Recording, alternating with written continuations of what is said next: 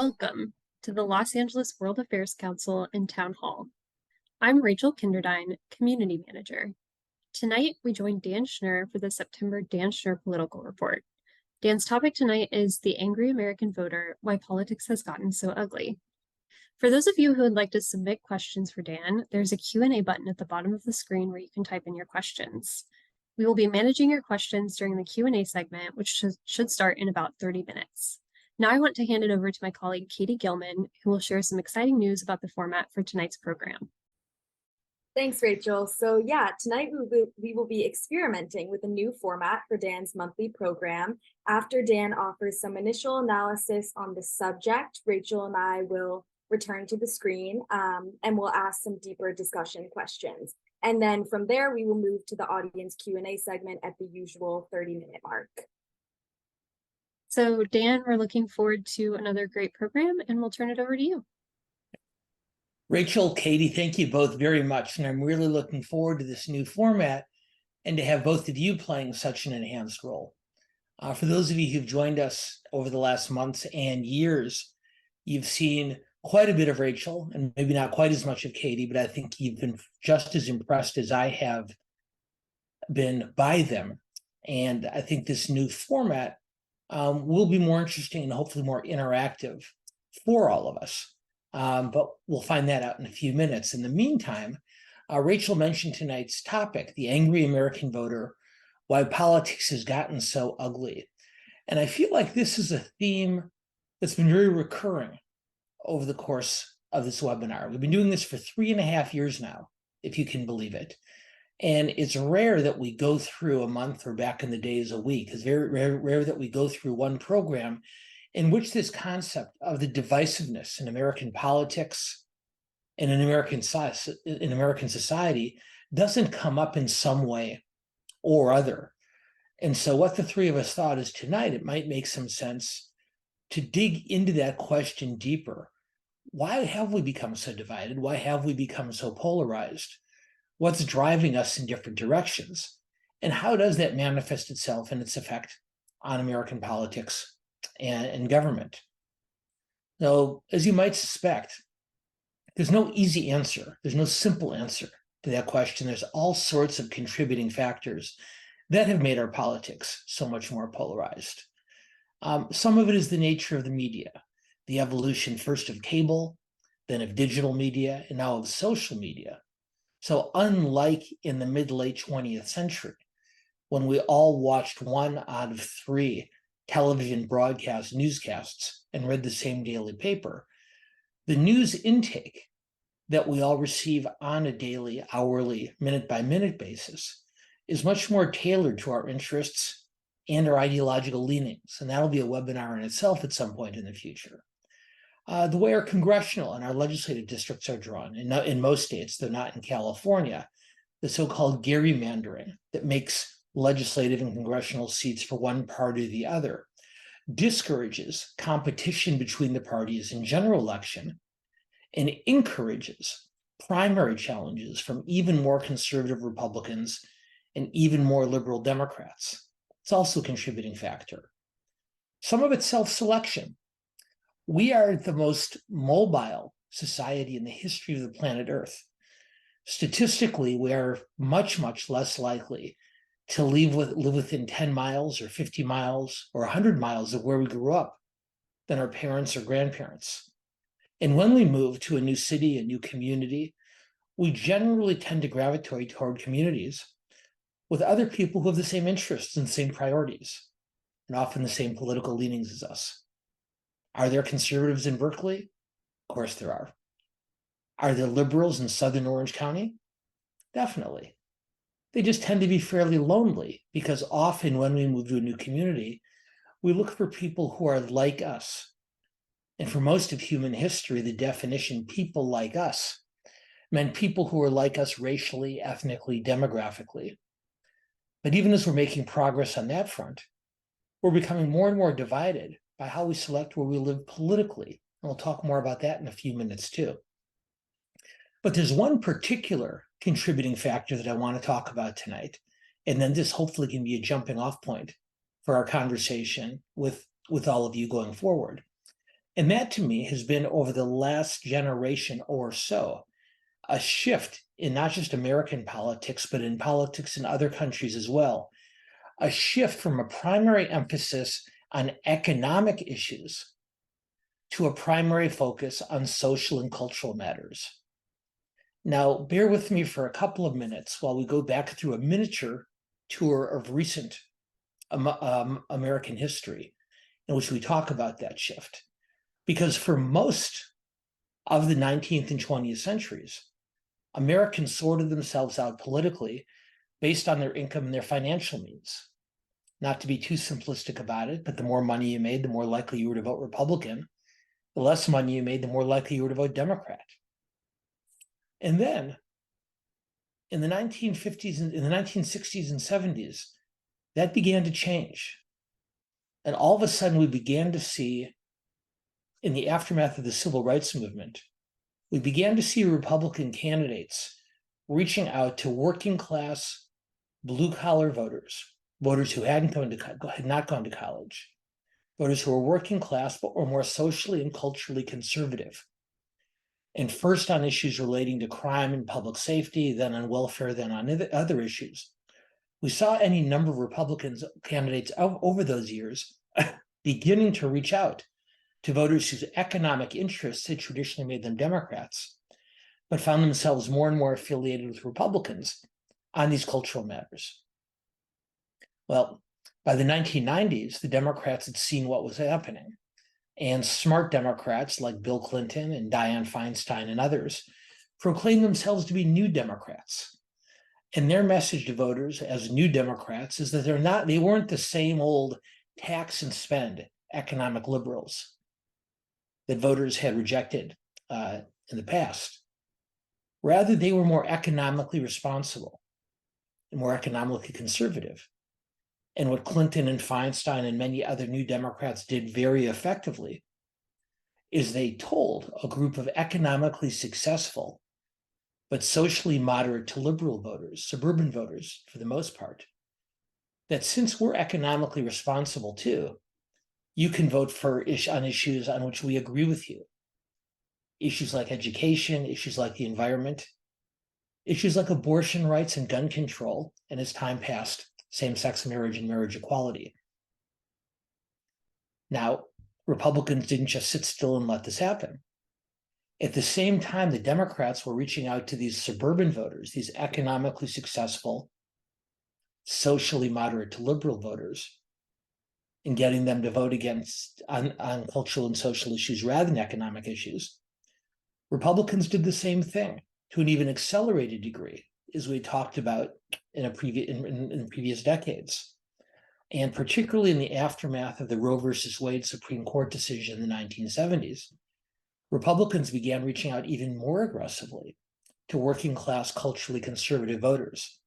Some of you who are my age or older might remember the term soccer moms and soccer dads, these suburban voters who are economically successful and therefore economically conservative, but socially moderate. They moved from the Republican to the Democratic Party in large numbers. But if soccer moms were moving in one direction, another group of voters, some call them NASCAR dads, these culturally conservative, economically blue-collar voters, were moving in the opposite direction. And so by 2004, when George W. Bush was reelected in his campaign against John Kerry, for the first time in modern American history, we saw an election in which the primary indicator of partisan voting behavior, the most reliable demographic on whether someone would vote Democrat or Republican, was no longer income or wealth. In 2004, that dividing factor, the most telling dividing factor, became what the political scientists call religiosity. And the greater frequency with which an individual attended religious services, church or synagogue, or something else, the more frequently a voter attended religious services, the more likely they were to vote Republican. The less frequently they went, the more likely they were to vote Democrat. This trend accelerated through most of the next decade or so.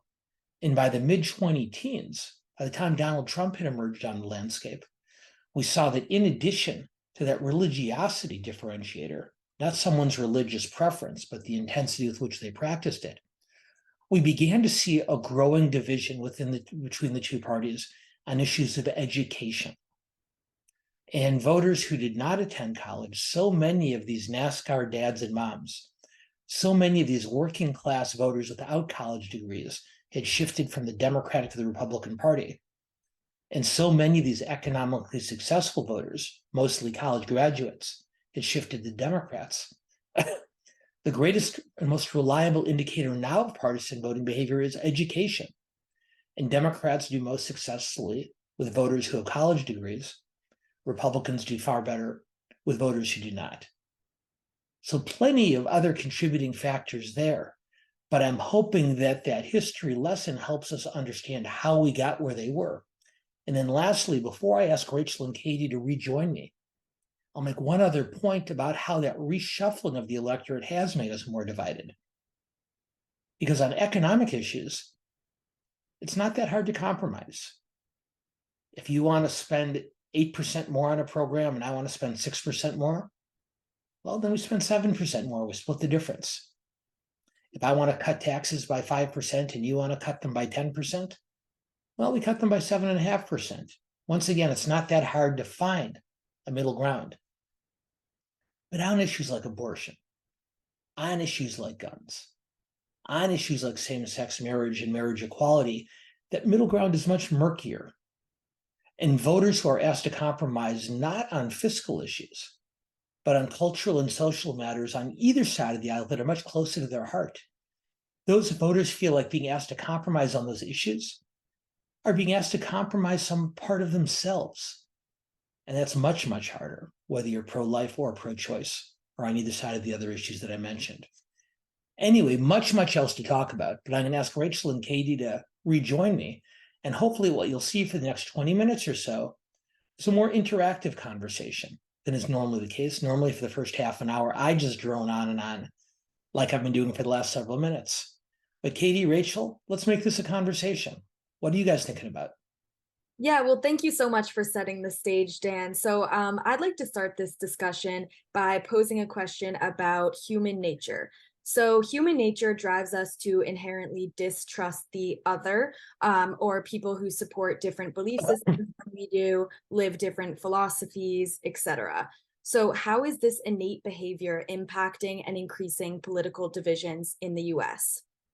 Well, I think it's a really, really smart way of thinking about this, Katie, because you're right. Politics doesn't happen in a vacuum. Politics is a reflection of society. And if our politics is getting more divisive, it only stands to reason that our culture and our society is dividing more. I think you're exactly right about that. So let's back up a little bit beyond the political conversation and say, why are we getting more divided culturally in society? Why are our communities so much more divided? And I think to a large degree, some of the points that I mentioned earlier hold to an even greater extent in the broader cultural conversation than in politics. Let's think about media, not just legacy media, but cable television, digital media, and particularly social media. We know that the major social media platforms have algorithms that very specifically send us content that they know that we're going to like and keep content away from us that we know we're going to find unpleasant. And they don't do that to be mean. They don't do that because they want to see us more divided. They do that because it's good business. Because Katie, the longer you stay on the Instagram site, Rachel, the longer you stay on TikTok, the more money those companies make. So the way to keep you there is to send you content that's going to keep you asking for more. So let's say, for the sake of argument, that Katie really loves puppies. Okay, we'll start with this one. Well, a smart social media platform or their algorithm is going to keep sending you more and more information about puppies and nothing about kittens, because they know that's going to make you click off and go do something else. Rachel, on the other hand, loves cats. So a social media algorithm is going to figure that out based on the things that she's liked and retweeted and spent more time looking at in the past. And they're going to send her a steady diet of cat videos, cat conversation. Because if they start sending her stuff about dogs, she's going to go away. So in every aspect of culture, in every aspect of society, in every aspect of community, we're being given information that reinforces what we already believe and doesn't expose us to things that we don't believe. Now, you made the right point, Katie, before we go on. This isn't unique to social media. This is human nature. This is something that goes back to prehistoric era, when our distant ancestors learned that we were more likely to survive in a group than individually. So if a saber-toothed tiger or a brontosaurus came after us, several of us in our group were able to protect ourselves much better than one person all by him or herself. And if another band of individuals were to attack us, we were much more likely to be able to protect ourselves as a group than individually. And so over the millennia, this has gone from being social and cultural to biological and chemical. This instinct is hardwired into our system as human beings. We are a tribal species, and intuitively, far beyond politics or culture, we tend to be most comfortable as human beings in groups. And what leaders in both parties, what leaders in all walks of society learned a long time ago, is that if I can't tell you something to unify all of you behind my leadership that inspires you, the even more effective way of getting you to be part of my tribe is telling you something scary or uncomfortable about them, those other people.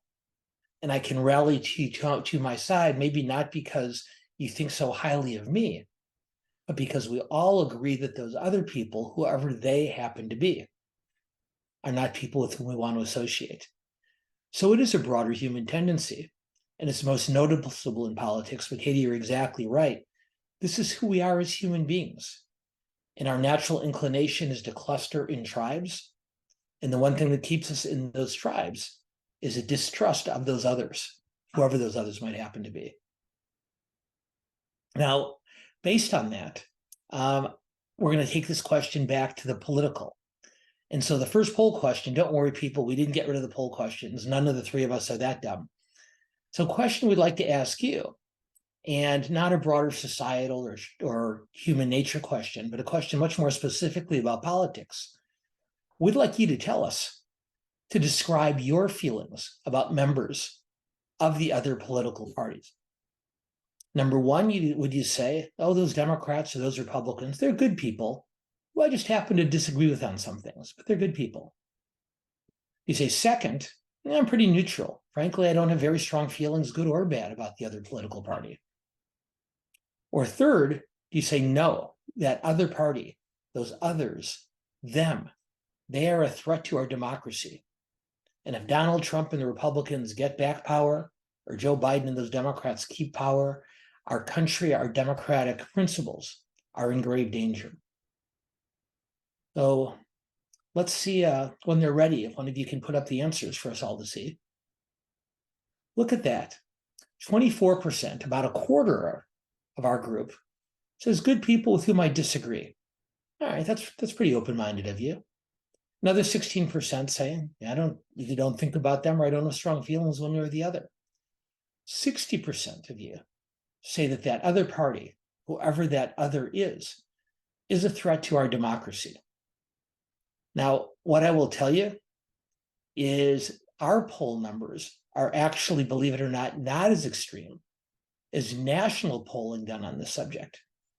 NBC polled on this subject last year, and not just 60% like our group, but guys, 80% of the American people told NBC's pollsters that they consider the other party to be a mortal threat to democracy. 79% of Republicans thought so, 81% of Democrats. So we're a much less divided group here at LA World Affairs Council Town Hall than the whole country. But either way, pretty extraordinary numbers.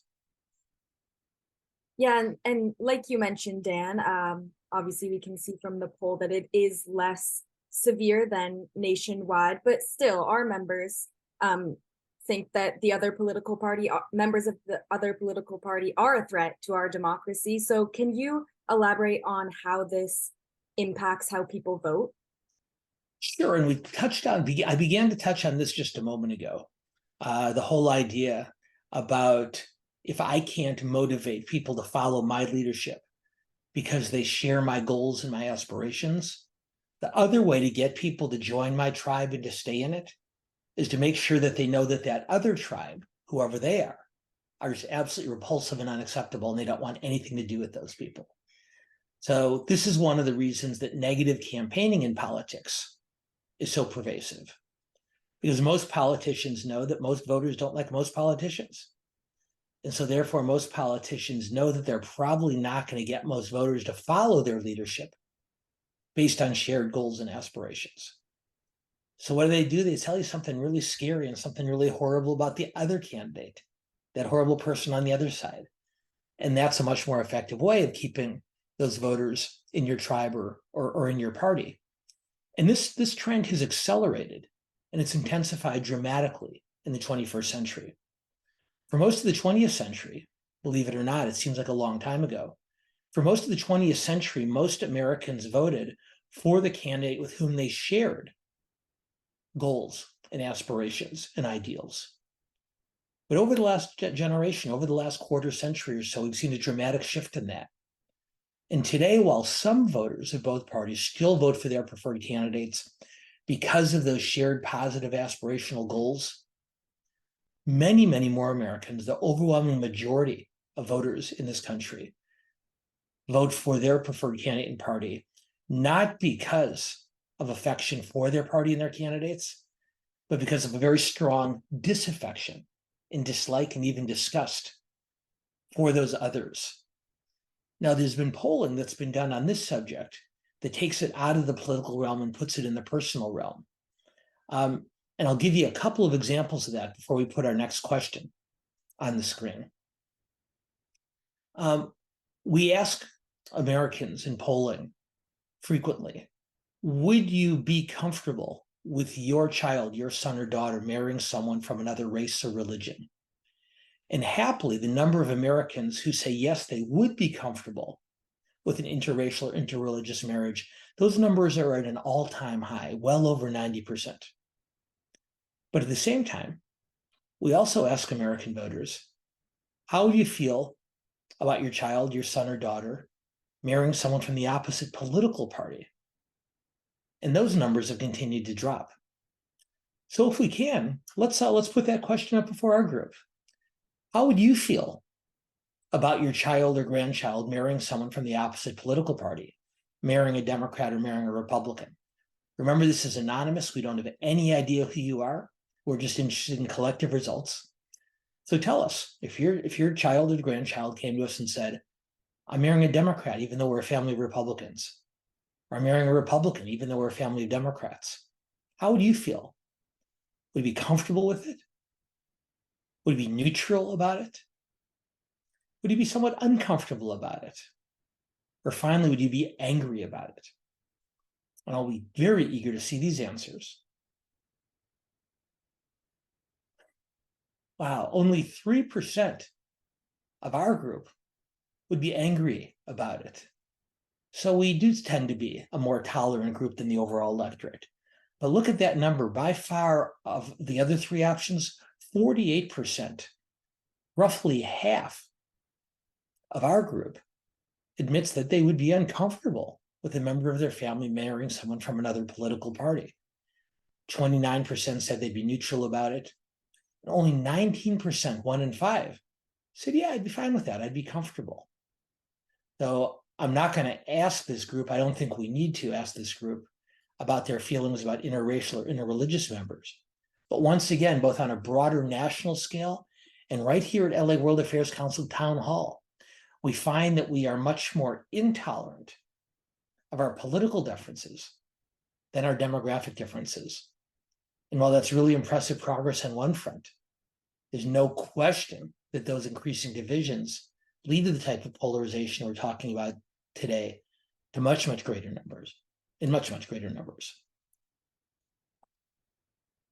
So as you mentioned, Dan, we can see from our own poll results the divisions that are happening in our country right now. So is political animosity a uniquely American problem? And if not, what makes the American situation unique? Well, this is not a unique American challenge at all. I remember I gave a speech some time back to a group of consuls general representing primarily European countries, and this question came up. And I pointed to the ascension of the more radical political parties in Greece and Italy and Hungary and Germany. This was back in the days of Brexit, so we talked about that a bit. So this is certainly not a uniquely American phenomenon at all. However, what exacerbates these divisions in the United States is that we, unlike many other democracies in the world, we have two major political parties. Now, Jonathan Haidt, the famous sociologist, likes to say that the worst possible number of political parties to have is one. That's the worst you could possibly have. He said, but the second worst number of political parties to have is two, because that emphasizes a divisiveness, bit of a bipolarity, if you will. It forces people into yes or no, up or down, left or right discussions, which don't always reflect the complexities of politics and policy. So in other democracies, in Italy, in Israel, and so many other countries throughout Europe and Latin America and Asia, the fact that they have multiple political parties doesn't eliminate the divisiveness and the polarization. But it might not be quite as intense in those places, because when we are forcing, essentially, for all practical purposes, a binary choice in most American political elections, doesn't leave much room for a middle ground. And so it does become a much greater challenge here. Just following up on that answer that you just gave, do you think that in the US we'll ever get to a point where we have more than two political parties again? I do think we'll get to that point. For many, many years, and perhaps we can talk more about this in the Q&A in the second half hour. For many, many years, I was very dismissive of the likelihood of a third party surviving, let alone thriving. And I think for no other reason, it's because the two major political parties, Democrats and Republicans, have become so adroit at reinventing themselves to address issues or sentiments in the political process. The example I'll give of that very briefly is the last major impactful third-party candidate in American politics, and that was Ross Perot all the way back in 1992. Perot, as both of you probably read, and as I know many of our audience members remember, Perot's issue when he ran against George H.W. Bush and Bill Clinton was the deficit. And he did not think, he was correct, that neither party was seriously addressing the nation's deficit. And so he ran primarily on a platform of reducing, if not eliminating it. Well, he ran into some personal issues in the campaign, which we can talk about another time. But even so, after a number of controversies, he still drew almost 20% of the vote in that election. Now, after that election was over, Bill Clinton, the president-elect, turned to his staff and said, we need to do more to reduce the deficit. And 2 years later, when Newt Gingrich and the Republicans took over Congress, they did so, emphasizing the need to address the deficit. So you know what they did? They eliminated the deficit. And 4 years later, when Ross Perot ran for president, he got almost no attention at all because the issue on which he had originally ran and motivated voters had been co-opted by the two major parties. This is probably a good webinar for another subject, and that is the role of millennials and Gen Z in politics. But the reason that I've changed my thinking, and I now believe, as I did for many years, that a third party could not succeed using that Perot example, is I look at your generation, and I see a generation that, unlike mine, grew up with an unlimited number of options for information and entertainment. As for me and many of our audience members, I grew up with 3 television networks. I grew up with 5 buttons on the car radio. And I grew up with 2 political parties, a finite number of choices in each of those areas. Now, don't get me wrong. I have cable, we have streaming, I have the internet, so we have an infinite number of choices too. But I feel like a generation that, like yours, has always enjoyed such a wide range of possibilities for getting information and opinion and entertainment, I think is much less likely to be satisfied with the binary choice of two political parties. One other thing, Rachel, if I can, I know it's about time for us to go to our audience questions, but there's one other topic I'd like to cover for just a couple minutes, if I can, and that is to talk at least briefly, and maybe we can get into this more in the second half an hour, that while this divisiveness, while this polarization exists for all sorts of reasons, going back to prehistoric days all the way up to today's social media, there are some issues that in particular make these divides particularly difficult to bridge. And I'm going to offer you two particular issues. Now, there are dozens: guns, climate change, gender identity. But in particular, I want to mention two issues that have proved to be particularly vexing for the two political parties, because both of these issues divide one party, the other, base from the center of the political spectrum. So in the Republican Party, particularly since the Dobbs decision last summer, the issue of abortion has become an extraordinarily divisive issue. And even though the very large majority of Republicans are pro-life, the party is very split between its most conservative members who want to see a nationwide ban of 15 or even of 6 weeks to ban abortion. On the other hand, other members of the party who, while they personally oppose abortion, believe that it should stay legal in many more circumstances. And the Republican Party is in the middle of a huge fight on this one that's not going to end anytime soon, because in order to win a national general election in America, you have to motivate your base and win over swing voters. And for Republicans right now, the abortion issue is almost a zero-sum game. The more they motivate their base by talking about stricter restrictions, the more swing voters they lose. And the more they reach out to the center, as we saw from Nikki Haley in the first Republican debate, not compromising their beliefs, but being willing to look for common ground, the less exciting that is to their base.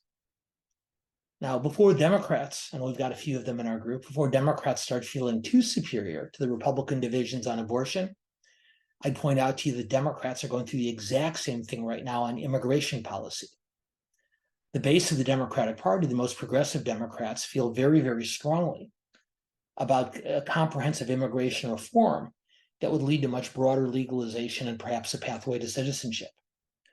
But as we've seen in recent weeks, any number of prominent Democrats, most noticeably New York City Mayor Eric Adams, have become increasingly critical of the Biden administration for not being stricter on immigration policy and border control. And so just like the Republican base is split from the center on abortion policy, Democrats face exactly the same challenge on immigration issues. And I have to admit, I don't know why Joe Biden decided to give these issues, the border issues, to Kamala Harris to take on. But whether it was intentional or not, it wasn't a particularly nice thing to do, because he handed her probably the single most challenging issue for Democrats heading into this election cycle. So we can talk much more in depth about both of these issues and their challenges to the respective parties, not just today, but Katie, Rachel, something tells me we'll be talking about these two issues almost every month between now and next November, because I really do believe they're going to play a seminal role in next year's election. And in fact, I would argue to you that the party of the two that does a better job of bridging their gap on this issue challenge is probably the party that's going to elect the next president. So question for the group before we open up the second half of the program. Can we put up the third question? Which of these two issues do you think will be a bigger challenge for the parties? Do you think one, that, we got that backwards. Do we think that Democrats will handle, how are we going to do this? All right, let's do it this way. Do you think Democrats will handle the abortion issue better than Republicans will handle immigration? So on both of those issues, the party has a natural advantage. Democrats want Republicans to talk about abortion all the time. Republicans want Democrats to talk about immigration as much as possible. Which party do you think will do a better job of creating a problem for their opposition?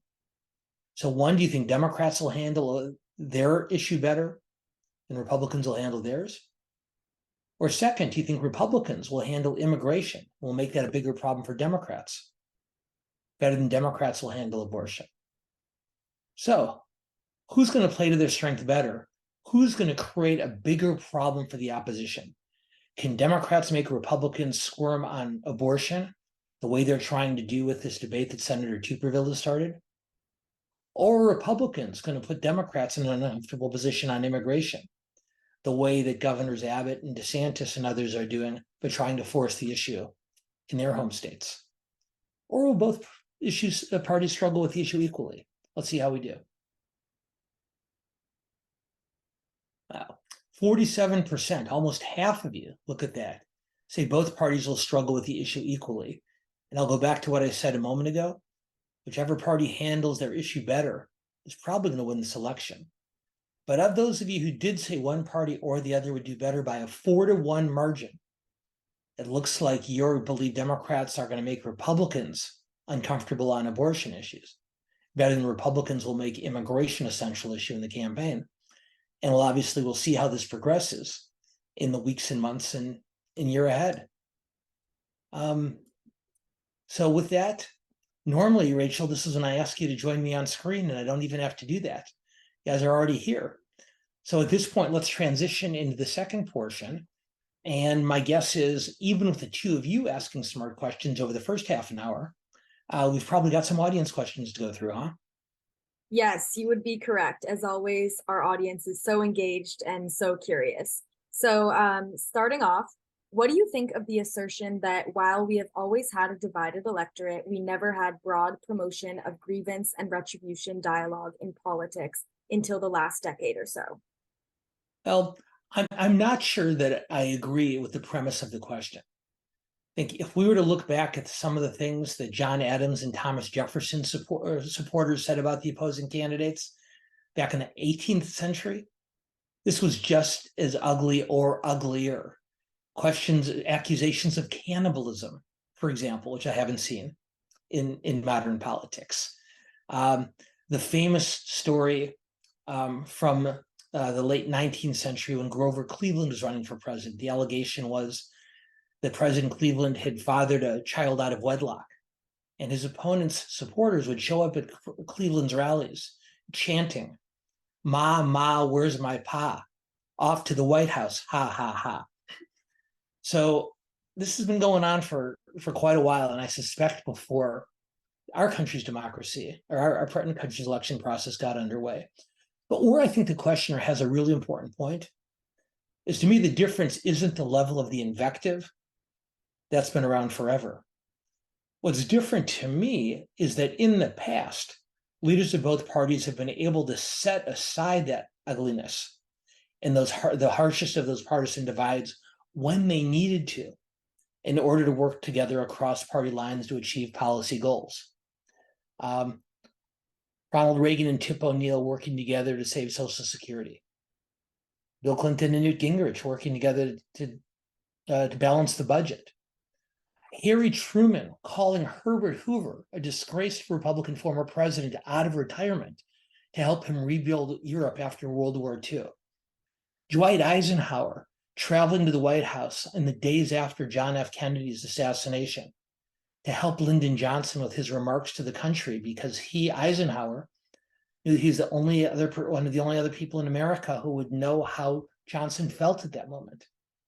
So the biggest challenge now is not, the biggest challenge now is, how do we get our leaders to be willing to set aside that ugliness in order to work together when necessary?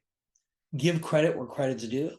There were a few votes in Congress over the last couple of years where Joe Biden and Mitch McConnell and their followers were able to forge bipartisan consensus. But it's much more rare, and it's much more difficult. And to me, while the nastiness of the dialogue has not changed, the premise of the questioner's point is a valid one. And that has certainly gotten to be a much, much greater challenge in recent years. So in a similar vein, there are two questions that I want to ask together here. First, can our democracy survive this tribal partisanship? And if so, how? And our second audience member asked, How can we break this calcified polarization and restore trust in each other? Okay. Well, for those of you who participated in these webinars over the years, you know that I'm about to recommend a book to you.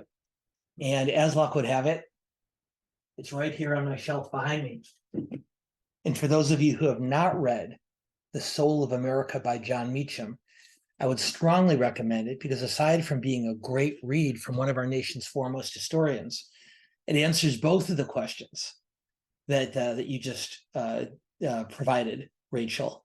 And Meacham, given a whole book rather than 20 minutes of webinar, is going to be able to go into much more depth and detail than I can. But essentially, his point is that this period of divisiveness and hatred that we're experiencing now is really nothing new in American history. And he points out that we've gone through periods like this as a country since before we were a country. There's a famous quote that's often attributed to Mark Twain: history doesn't repeat itself, but it rhymes. But if you look back at past instances in American history, everything from a literal civil war in the 19th century to extraordinary divisions over civil rights, over Vietnam, and over other critical issues in the 1960s. We haven't been here before. We've been here before. And just because we've overcome those differences in the past doesn't automatically mean that we will in the future. But I at least take great comfort in knowing that we are capable of doing it, if for no other reason than our parents and grandparents and great-grandparents have done it so often in the past. Briefly, and we could spend a whole webinar plus on these questions because they're such important ones. One of the other lessons that I take away, not just from Meacham's book, but from watching really brave and noble people in our own communities, is much more often than not, these divides are bridged not by great leaders. Sometimes it requires an Abraham Lincoln or Martin Luther King to step forward and make this happen. But much more often, these changes don't come from the top down. They come from the bottom up.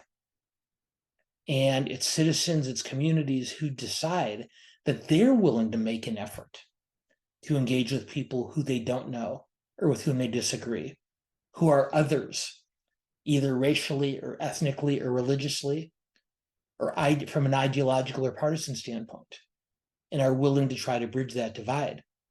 Most politicians, as we all know, sadly, most politicians aren't leaders, they're followers. And if more and more politicians see their constituents making more of an effort to bridge these gaps, I suspect that learned behavior will make both Sacramento and Washington a much more civilized place also. All right, so next up, this audience member asks, don't you think a huge reason for the increasing polarization is the impact of social media and its pernicious algorithms? I do think that. And as we talked about earlier, I think social media, and let's be fair, these algorithms are not designed, as I said earlier, to create evil. They're designed to make money. And that's not particularly pernicious. Making money, and what a capitalist would tell you is that the way a merchant makes money in a capitalist system is by giving people what they want. Manufacturing the kind of cars that they want to buy, producing the kind of clothes they want to wear, selling the kind of food they want to eat. Or in this case, a social media company giving you a steady stream of content that doesn't challenge you, that doesn't disagree with you, that only reinforces what you believe and congratulates you for believing it. So these algorithms are potentially dangerous, but they're most dangerous for a passive audience, people who just sit there and take in what they're given. What every single one of us is able to do on social media, on traditional online media, on cable television, any form of media, is to reach out for information sources and opinion sources with which we disagree. And I know both of you have heard me say this in the past, and I know most of our audience has also. The last assignment I give my students at each of the schools where I teach, the last assignment I give them at the end of every semester, so I tell them, I said, this is the most important assignment I'll have given you all semester long. But unfortunately, I can't grade it because the semester's over. So I said, here's the assignment.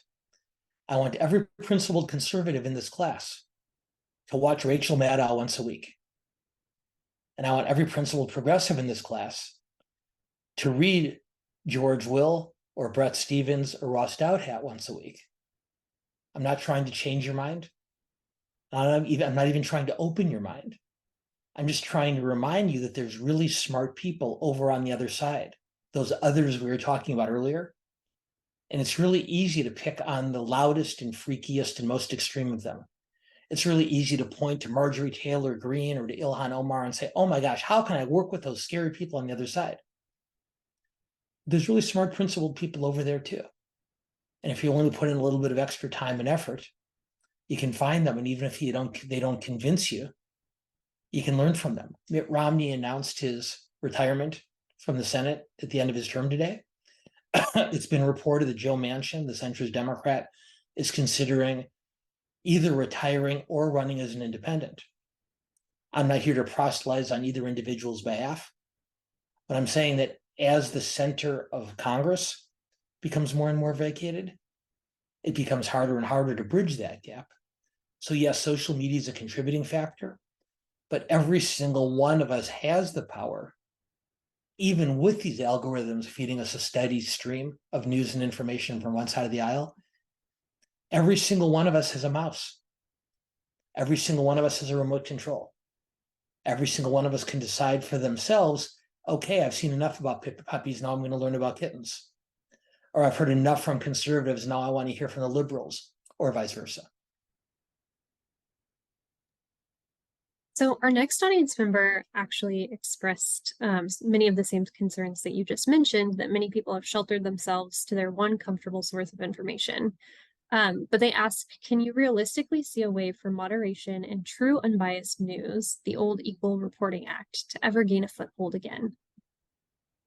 Well, I get asked this question quite a bit in a slightly different way. People ask the question in a more specific manner. They'll say, where can I go, Dan? What is the news source to which I can go for truly equally calibrated, even-handed news and information? Where can I go for, what media source can I go to for the truth? And the answer I give them, I always ask them, I said, before I answer your question, I'm going to ask you a question in return. And I ask, who's your magic friend? So let me explain myself. Who is the friend? Who is the acquaintance? Who's the family member to whom you go for advice on every decision you make? What movies to go see, what restaurants to visit, what cars to buy, what vacations to take. Who is that one person whose advice you take on everything automatically without question? And the answer is very few of us have someone like that in our lives. What most of us do is we seek out a wide range of opinions before we decide which movie to see or what restaurant to go to or what clothes to buy. And so we collectivize those information sources and make a decision that makes the most sense for us. I said, just like you don't have a magic friend for movies, one telling you to see Barbie or to see Oppenheimer or both. And I will tell you this, I have seen both, and anyone who went to see both back to back had to have had their head explode. I can't even imagine trying to see the two of them sequentially. But that aside, asking for a magic news source is like wishing for a magic friend.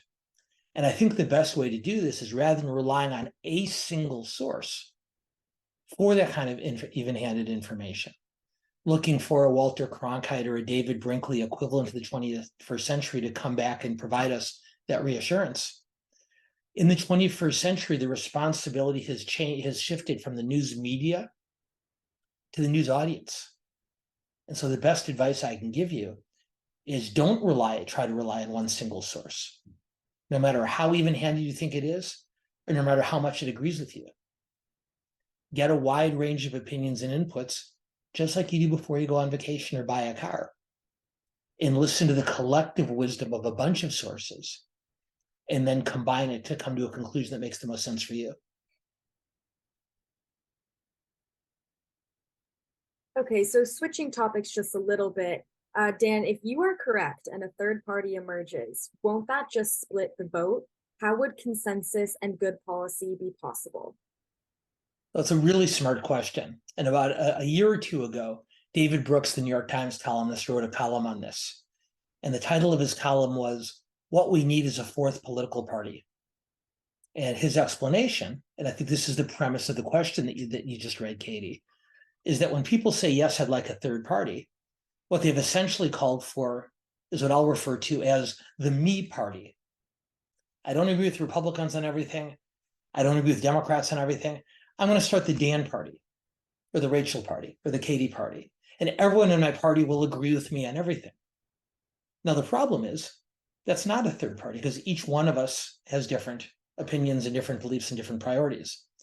And so what Brooks suggests is what we really need are four parties, two parties closer to the political center, a left center party and a right center party. We'll say, just for the sake of humoring myself, given an example I gave a moment ago, a Romney party and a Manchin party. And then the more extreme versions of the Republican and Democratic parties. So there's no rule that it only has to be three.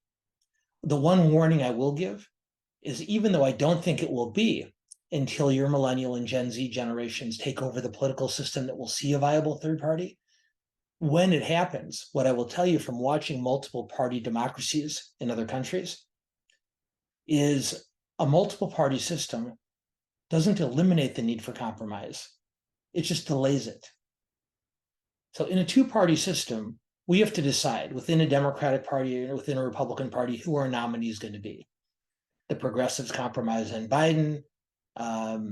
The Republican Party comes together behind a Trump or a DeSantis or a Haley, someone else. We make that compromise during the campaign. Here in California, there will be a compromise, forced or otherwise, between Adam Schiff and Katie Porter and Barbara Lee for the Senate seat. In a multiple party system, Adam Schiff and Katie Porter and Barbara Lee might be in three different parties. They could all get elected to a legislative body. But then you have to form a governing coalition.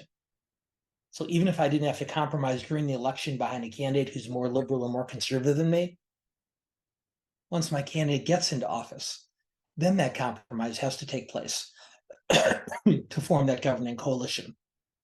It has to happen either way, but at least as part of the political process. A third party, or perhaps fourth or more party, does give voters a chance to vote with their hearts and then leave the compromise to their elected representatives, which, you think about it, is the way a republic is supposed to work. So just piggybacking off of that for our final question, do you see any potential structural changes to elections that could improve the viability of third parties, such as assigning presidential votes proportionally or ranked choice voting for federal offices? And could those be implemented federally or across a large number of states anytime soon? So I've watched a few political reforms take place over the years, and I think the two that have been most successful have been the redistricting reform that we've done here in California, and has been done in other states, and the top two primary that we have here in the state, as well as in California, as well as a few others. And what both have done is redistricting has balanced out the playing field, making it somewhat less extreme. And the top two primary, to an even greater degree, has created almost a partisan cross-pollination, if you will, where more centrist members of one party can vote for a member of the other party if they think their own candidate is too conservative or too liberal. I think of one of the options that the questioner mentions, ranked choice voting, to me seems like it has potential to help accomplish the same goal. We've seen it implemented in certain cities around the country. We've seen it implemented in the states of Alaska and the state of Maine, two very small states. But what we have seen by ranked choice when ranked choice voting is implemented, and for those of you who are unfamiliar with it, instead of going to the ballot box and simply voting for one candidate, voting for Katie or voting for Rachel, you rank all of the candidates on the ballot, or the top three or the top five, in order. And that way, let's say you want to vote for Bernie Sanders in a Democratic primary, or Vivek Ramaswamy in a Republican primary, you can, without feeling like you've wasted your votes, because you also rank a second, third, fourth, and fifth choice. And what happens once everybody has submitted their ballot is whichever candidate is last is eliminated from the contest. And any voter who listed that candidate as their first choice, well, their vote shifts to their second choice. And then this progresses until you have two final candidates. And so by allowing voters to offer several alternatives rather than just one, increases the likelihood that we're going to see a wider range of candidates from a wider range of ideologies making it to the final two and ultimately into office. So we are seeing this just at the experimental stage, but it's a process that I think has great promise. I didn't really do it justice trying to rush in the answer as we finish off our hour, but I would encourage those of you who are not familiar with ranked choice voting to read about it, because I do think it's something that will come before us on the ballot here in California in the not too distant future. And more people who I respect have come to believe that it's an experiment worth making. And it is one, to the last portion of the question. It is an experiment that does not need to be done at a national level any more than redistricting or the top two primary or other types of political reform. The experiment can continue and can broaden in other states and other cities. And if a downside emerges that I'm not thinking of at this moment, well, then we have the opportunity to adjust and to fix or to reverse based on that experiment. So I think it is, I think ranked choice voting really is a potential reform worth keeping an eye on going forward. But I hate to correct you guys. If I'm not mistaken, that wasn't the last question. I think we had time for one more, do we not? We do, yes. So before we let everybody go or everybody attend our after the webinar session with members only, we did want to ask you one final poll question. So many of you are loyal viewers who have been watching Dan's programs for several years since the pandemic started, and we would love to begin doing in-person programming with Dan as well. So we wanted to hear from you. I know not everyone is in LA, but if you are in LA and you're interested in attending an in-person program, if you could just let us know whether breakfast, lunch, or dinner is the best time for you, we will take that into consideration as we plan future in-person events. And what I will say is what we'll try to do for those of you who are in other parts of the country is we'll do our best to do this in a hybrid way so that you'll be able to join us by Zoom. And so while this is obviously of greatest impact to those of you in the greater Los Angeles area, I mean, I enjoy our webinars, guys, but I'm not sure they're worth traveling across the country for.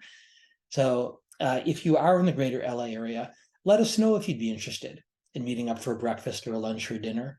And for those of you in other parts of the country, allowing for a potential time difference, let us know if you'd Zoom in and join us even virtually. Because while all of us enjoy these monthly discussions, as the pandemic hopefully continues to recede, recent surge notwithstanding, would like to be able to see you more often and in person. And for those of you who aren't able to make the in-person events, well, then we'll make this a shameless plug for joining LA World Affairs Council Town Hall. Because if you join that, then you can come to our half-an-hour program that takes place from 6 to 6:30 after our webinars, as Rachel was mentioning. And what I will tell you, what I like most about those sessions is rather than all of you sending in questions in writing, in that smaller group, the interaction is verbal, where our members get to ask the questions out loud and I answer them face to face instead of just doing it in writing. And certainly if you come to an in-person program, we'd be able to do the same thing. So hopefully some of you will be able to join us for meals in the future, and others of us will decide to join the World Affairs Council Town Hall so you can come to these post-game shows. Rachel, Katie, I didn't mean to steal your thunder. I'll let you close out. No, Dan, thank you for so much excellent analysis as always. And I'm really looking forward to the members only after the webinar session that will start very shortly, as you mentioned. And for our members in our audience, we have several upcoming programs for you to attend. So on September 27th, please join us for a live stream with author Michael Vickers on his new book, By All Means Available.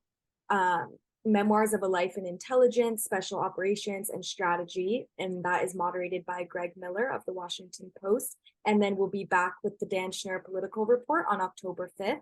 So be on the lookout for the opportunity to register for that soon. And then, as always, check out our website for more October and November programs. So thank you so much for joining us. Thanks, everybody. We'll see some of you for our post-game show, and we'll see the rest of you in October. And Katie, Rachel, you guys were great. Thank you so much.